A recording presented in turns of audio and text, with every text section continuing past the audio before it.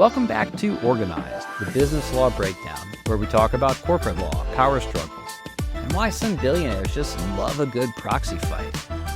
I'm Professor Seth C. Orenberg, and today we're diving into shareholder activism. It's the equivalent of a political coup, but with more lawyers and fewer pitchforks. We're going to ask, what is shareholder activism? Why do activist investors shake things up? And does this help or ruin companies? This does get dramatic, and some of the cases are fun.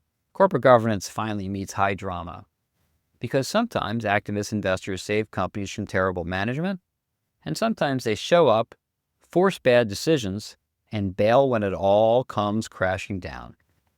So what is shareholder activism? Let's get some definitions straight. Shareholder activism is when investors use their rights as owners to influence corporate decision-making. And this is a little bit of a deviation from the principle that shareholders have ownership but not control. Shareholders technically have a say in who becomes the board, but most shareholders, well, for one thing, they don't care very much. You might be a shareholder in a company. How many board elections have you been involved in? You own some stock in Apple? Cool. Tim Cook doesn't care what you think. But some shareholders, they own a lot of stock, enough to make the board and executives nervous. And other shareholders are just really interested in being activists, including some famous nuns who own $400 worth of stock and go toe-to-toe with CEOs and directors at annual meetings. These are not your typical buy and hold long-term investors. You know, my grandpa used to have stock he bought at IPO and kept in a lockbox under his bed until he died. He bought Comcast in 1947 and passed in 2003, and in the meantime, he didn't participate in governance. That's your typical investor, quite frankly, except for the lockbox thing. But there are activist investors, investors who push for change, either through public pressure or proxy battles. And some of them are famous for it because they may create value. There are names like Bill Ackman, Carl Icahn, Nelson Peltz, Paul Singer. These guys don't just buy stocks, they buy control. So how do corporate gladiators like Peltz, Icahn, Ackman, and Singer flex their muscles? There are three main tools that shareholders can get. First, I want to make it clear that while shareholders don't have direct control, if you own more than 50% of a company, you get to appoint the board, and that's effective control. But even if you don't buy that much stock, you can have a proxy fight, which is a type of boardroom brawl, trying to gain control of who the board is, try to convince other people to vote for your directors. There's also a concept called shareholder proposals or precatory proposals, suggestions about what the board should do, which can have a big PR influence. There's also new ways to have public pressure and media blitzes. I wrote an article in 2014 about how Twitter is disrupting shareholder activism. It's gone a long way since then. So let's break it down.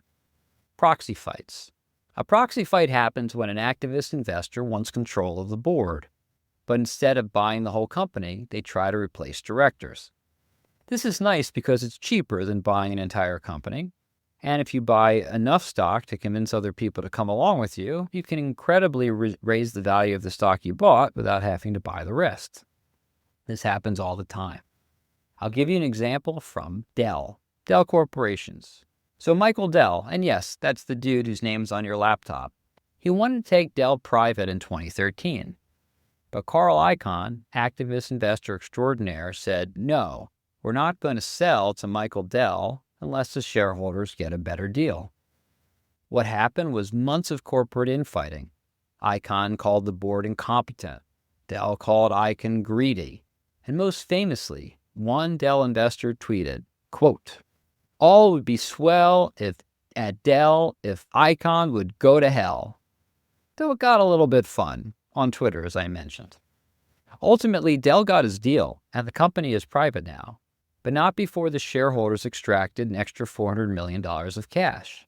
And a lot of people say that's because of Carl Icahn, who put up such a hard fight that Dell had to come up with more money.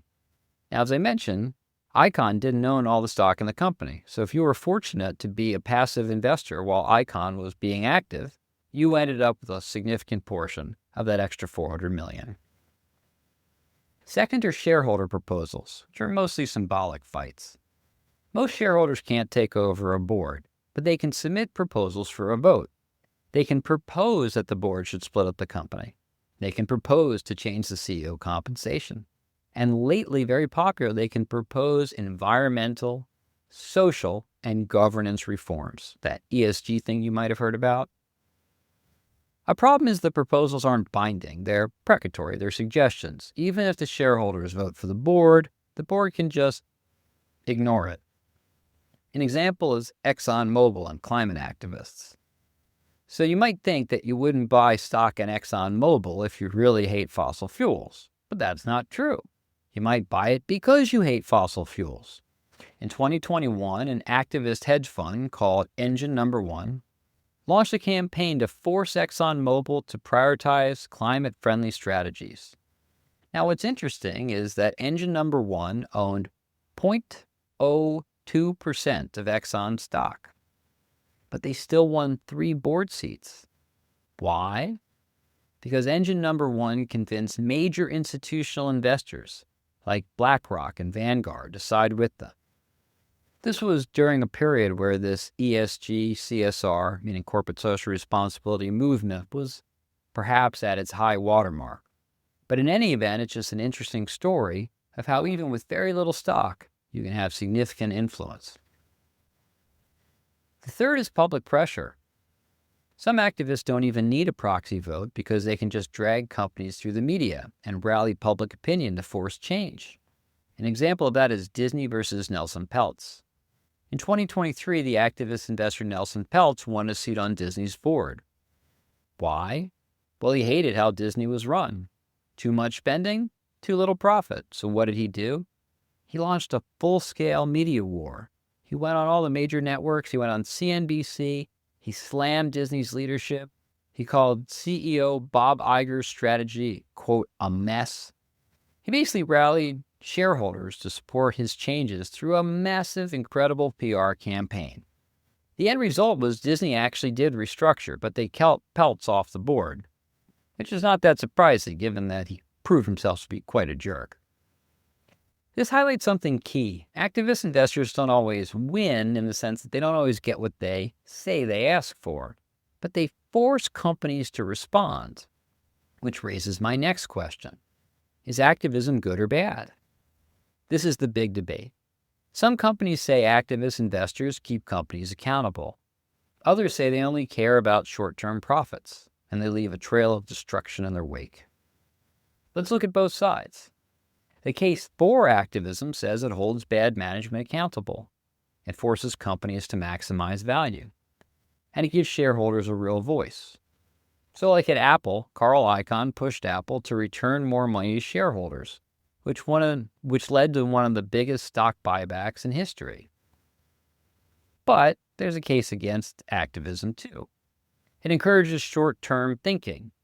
You want to cut and run, boost the value, sell your shares, get out. That's not necessarily what's best for the company or society. It could force cost cutting because oftentimes you raise the stock value by quickly selling off some assets, and that could hurt long-term innovation. And others will argue it creates unnecessary courtroom drama. So at Sears, activist investors forced massive restructuring, selling off real estate, cutting jobs, slashing expenses. And what happens? When's the last time you went shopping at Sears? Sears has collapsed. So is activism good or bad? Well, look, like everything, it depends. Sometimes activists fix broken companies. Other times, they light the match and run away while the whole headquarters burns to the ground. So who actually runs companies? This topic raises a bigger question about corporate governance. As a legal matter, the board runs the company from a strategic level, and one level down on a day-to-day basis, the executives. The shareholders have a separation of ownership and control. But is this really true, especially in our social media world? There's so many ways to influence corporate behavior. You don't even necessarily have to own stock to influence behavior. There are all kinds of stories of social media personalities which are demanding change at the corporate level. whether that's to stop investing in fossil fuels or to kill DEI practices. In today's day and age, we have a confluence of who controls the company. But as a matter of law, just to come back to basics, shareholders are owners but not controllers. The board has the ultimate control, and the executives, they're supposed to run things on a day-to-day basis. Activist investors remind the board that shareholders exist because most of the shareholders don't really pay attention very often. The board still holds the real power, at least as a matter of law. Now, in the next episode, we'll take that power dynamic to the extreme, and we'll talk about some neat names like poison pills, golden parachutes, and the wild world of hostile takeovers. But for now, I'm Professor Seth C. Orenberg, and this has been Organized, the Business Law Breakdown. I'll see you next time.